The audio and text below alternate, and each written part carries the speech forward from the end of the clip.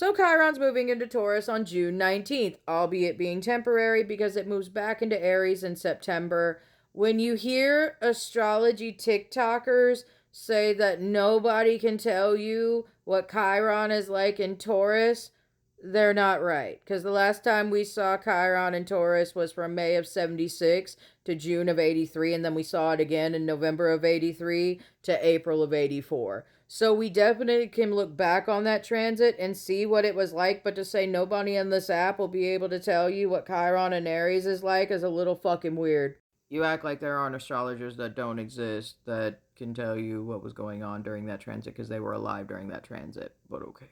So Chiron and Taurus shifts the energy from like identity issues, like we saw with Chiron and Aries, and changes it to self-worth issues, or issues with money, or issues with like holding on to physical assets like your home, your car, and shit you can reach out and touch, as well as how you interact with the physical world, right? So like examples of this: if you've dealt with financial abuse, if you've dealt with financial control, if you've dealt with control about how you've interacted with your world, right? And how those patterns play out now into your life, that's some shit that's gonna come up with Chiron and Taurus. And in the geopolitical sphere, that definitely checks, especially with inflation issues happening geopolitically, right? Oil issues, geopolitically, those are all personal assets when it comes to the generational powers that be currently at the time. So definitely be prepared to see shakeups in those departments as well.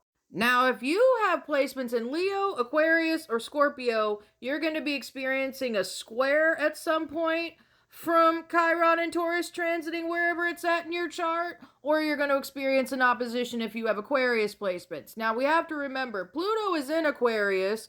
The nodes are moving into Aquarius and Leo on July 26th. We've got Venus in Leo, we've got Jupiter in Leo, and eventually in August we will have Mercury in Leo. So that's going to be a whole lot of fixed sign energy there. However, there are ways to make that energy work with your chart. Also, we cannot forget Mercury that's cooking shit in the microwave all throughout that, because the Mercury retrograde officially ends post-shadow period and all on August 7th. So where's Taurus at in your chart? Do you have Leo or Aquarius placements? What about Scorpio? Drop those too, right? Let's talk about how to make this transit work for you.